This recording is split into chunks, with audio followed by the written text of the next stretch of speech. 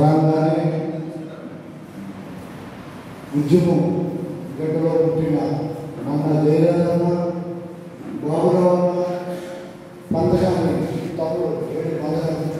తమ్ముడు సురేష్, ఇక్కడ మాతో మా పెద్దమ్మ, కొంతమంది పేర్లు తెలియదు, చాలా మందితో నాకు ఖర్చు ఉంది గుడివారితో. ఇక్కడ డాక్టర్ బాబాసాహెబ్ అంబేద్కర్ చిత్రం చేశారు కదా, అది చూడండి సోదరులార.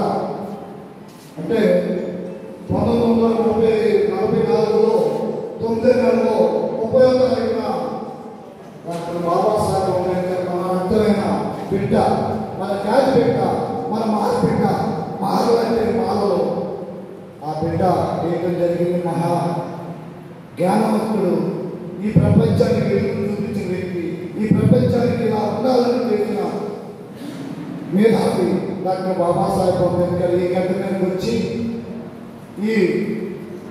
ఈ కార్యక్రమానికి ఇక్కడ సంతోషం చేసినందుకు వాళ్ళకి ఎంతో రుణపడి ఉంటాము. డాక్టర్ బాబాసాహెబ్ అంబేద్కర్ ఆశయాలతో ఉన్న గుడివాడ ప్రజలందరికీ దేవీయుడు.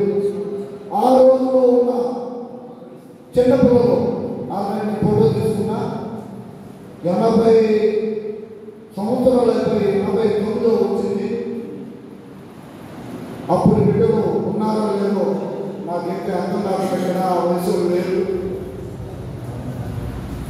ఇక్కడ రాగానే ఆ డేట్ చూడండి, నా ఫోటో చూడండి, నాకు చాలా బాధపడుతూ ఉన్నాను. ఎందుకంటే కొన్ని ఏరియాలోనే ఆంధ్రప్రదేశ్లో 2 దిక్కుల తిరిగాడు.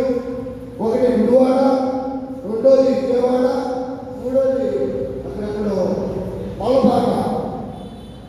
ఆ 3 దిక్కులే నాకు నేను చెప్పేసినప్పుడు తగిలిన ఆలయంలో దయచేసి ఇలాంటి కార్యక్రమాల్లో మనం అందరూ కూడామంటే మనకు కృష్ణమాదిగా మనవారు అంటున్నాడు.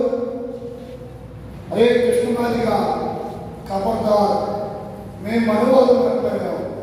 మనవాదం అయితే ప్రకాశం జిల్లాలో నిన్ను 6 నెలలు చిన్న అడుగుగా తాకాం. నాకు 11 కిలోమీటర్ల దూరంలో కందుకూరు గ్రామంలో మేము మనవాదం అయితే నువ్వు ఎక్కువ బతికింది మారాల దగ్గరే. నువ్వు నీ ఉద్యమంతా మారాలగా నేర్చుకొని నాయకత్వం పెంచావు. మేము మనవాదం అనుకోతాం. మమ్మల్ని నమ్మితే, మారాలను నమ్మితే పైకి ఎత్తుకొని కింద తిప్పకుండా బతికిస్తుంది దేశాన్ని మొత్తాన్ని. ఇది మాల సత్తా. మాలలు ఎప్పుడూ తక్కువ చేయొద్దు. మాలల జోలికి వస్తే ఏ కులానికైనా పుట్టగతులు ఉండవని, ఏ కులానికైనా సరే పుట్టగతులు ఉండవని ఒక హెచ్చరిస్తున్నాం. ఈ భారతదేశంలో రాజకీయం రావాలంటే మాలలో సాధ్యం. ప్రతి ఎమ్మెల్యే కదా, ఎంపీ కదా మాల ఉన్నాడు. దయచేసి ఎక్కడే గుర్తుంచుకోండి. ఇలాంటి మాలని విమర్శిస్తూ ఉంటే ఒక్కోరి పుస్తకతులు. అలాగే 10th క్లాస్ చదివిన వాళ్ళకి అన్నదమ్ముల భాగాలన్న కృష్ణమాదిగా 10th క్లాస్ చదివిన వాళ్ళకి గ్రూప్ 1 కలెక్టర్ ఉద్యోగాలు ఇద్దామా? ఇస్తారా? ఎలా చెల్లుబాటు అవుతుంది? 59 కులాల్లో 59 కులాలు వస్తాయి. ఎగ్జామ్ రాస్తే ఎవరికి జాబ్ వస్తాయి? ఎవరైతే నేర్చుకుంటారో, ఎవరైతే డిగ్రీ చేస్తారో, ఎవరైతే బీటెక్ చదువుతారో వాళ్ళు డిగ్రీ చేసిన గ్రూప్ 1 అవకాశం ఉంటుంది. కానీ 10th క్లాస్ చేసి ఉంటే జాబులు రావాలా? అవి వచ్చేది ఏంటంటే ఈదులు జిమ్మేళ్ళు, కానిస్టేబుల్ రోజు, ఏదైనా బ్యాంకులో చిన్న చిన్న ఉద్యోగాలు, వాటిని ప్రయత్నం చేయండి తప్ప ఈ బిడ్డలు బాగా చదివించుకోండి.